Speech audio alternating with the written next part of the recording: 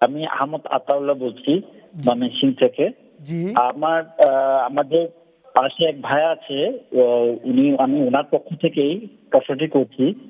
উনি বয়াত করা এবং ওনার মাধ্যমে বেশ কিছু বেশ কিছু সদস্য আমাদের বয়াত হয়েছে ময়মনসিংহে। তো 2 সপ্তাহ আগেও একজন বয়াত হয়েছে। তো প্রশ্নটি ছিল, ওনার একটা প্রশ্ন ছিল, ওনার নাম হলো আব্দুল্লাহ কাজী। ওনার পক্ষ থেকে আমি প্রশ্নটা করছি। আর সেটা হলো, একটি আহমদী পরিবার যদি কোনো বিপদে পড়ে তাহলে অন্যান্য আহমদী ভাই বা বোনদের কি করণীয়, এবং জামাতের যে দায়িত্বশীল কর্মকর্তারা আছেন ওনাদেরই বা কি দায়িত্ব, এটা হলো ওনার প্রশ্ন। আচ্ছা, ধন্যবাদ।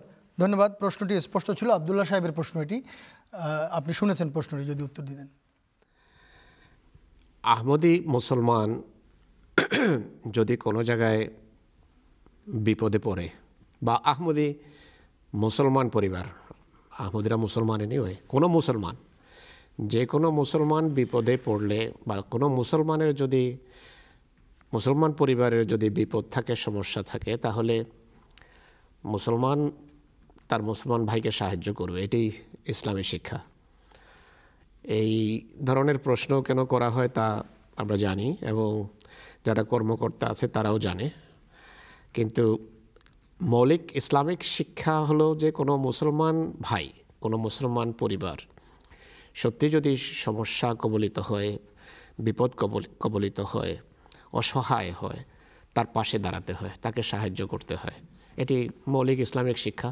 এটি সম্পর্কে অনেক বড় উত্তরের প্রয়োজন নেই। হয়তো কোনো ক্ষেত্রে কোনো জায়গায় আমাদের পক্ষ থেকে ঘাটতি আছে বা কোনো ত্রুটি আছে, আমরা যারা আছি আমাদের সীমাবদ্ধতা আছে, আমাদের কাজ অনেক, কিন্তু আমাদের সংখ্যা স্বল্প, আমাদের সামর্থ্য সীমিত, কিন্তু আমাদের কাজের গণ্ডি অনেক ব্যাপক, আমাদের প্রচার প্রসারের কাজ অনেক, আমাদের পাবলিকেশনের কাজ অনেক, আমাদের অভাবী লোক অনেক। তো কোনো কোনো ক্ষেত্রে ত্রুটি এবং ঘাটতি থেকে যায়।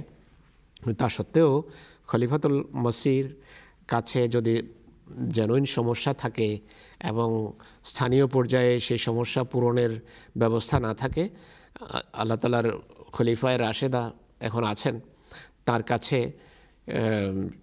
লেখার নিয়ম আছে। এটি খলিফাতুল মসি সেই রাস্তা খোলা রেখেছেন যে যদি স্থানীয়ভাবে তোমরা সমস্যার সমাধান করতে না পারো তাহলে এখানে কেন্দ্রে লেখো, কেন্দ্র সেটি খতিয়ে দেখবে। কিন্তু ইসলামের মৌলিক শিক্ষা হলো যে নিজের সমস্যা, নিজের অভাব, নিজের দৈন্যদশা, দারিদ্র্য দূর করার জন্য সর্বাত্মক চেষ্টা নিজেকে করতে হয় আগে। অন্যের গলগ্রহ হতে হয় না। অন্যের মুখাপেক্ষিতা ইসলাম পছন্দ করেনি। তোমার হাত উপরের হাত হতে হবে, তোমার হাত যেন নিচের হাত না হয়, তোমার হাত যেন দাতার হাত হয়, তোমার হাত যেন গ্রহিতার হাত না হয়। এটিও ইসলামের শিক্ষা আছে। ইসলামে একদিকে চোরকে বলে যে চুরি করবি না, অপরদিকে মানুষকে, গৃহস্থকে বলে যে, ঘরের মালিককে বলে তুমি সাবধান থাকবা, ঘরের দরজা বন্ধ করে, সব ছিদ্র বন্ধ করে শুবার জন্য, চোর ঢুকতে না পারে। তো ইসলামী শিক্ষা ব্যালেন্সড শিক্ষা, ভারসাম্যপূর্ণ শিক্ষা। একদিকে নিজের পায়ে দাঁড়ানোর সর্বাত্মক চেষ্টা করতে হবে, আলস্য পরিহার করতে হবে। অপরদিকে যারা কর্মকর্তা, যারা আহমদী মুসলমান, তাদের উচিত ভাইদের সাহায্য করা, ভাইদের যথাসাধ্য সাহায্য করা যা তার জন্য সম্ভব। রাসূলুল্লাহ সাল্লাল্লাহু আলাইহি ওয়াসাল্লাম বলেছেন যে যার প্রতিবেশী না খেয়ে রাত্রি যাপন করে আর সে নিজে পেট ভরে খেয়ে রাত যাপন করে, তেমন ব্যক্তিকে অনেক দুঃসংবাদ দিয়েছেন রাসূলুল্লাহ সাল্লাল্লাহু আলাইহি ওয়াসাল্লাম। তো উভয় দিক সামনে রাখতে হবে, নিজেকেও চেষ্টা করতে হবে, অপরদিকে মুসলমান ভাইয়েরও যারা কর্মকর্তা আছে তাদেরও দৃষ্টি রাখতে হবে। এটি ইসলামিক শিক্ষা।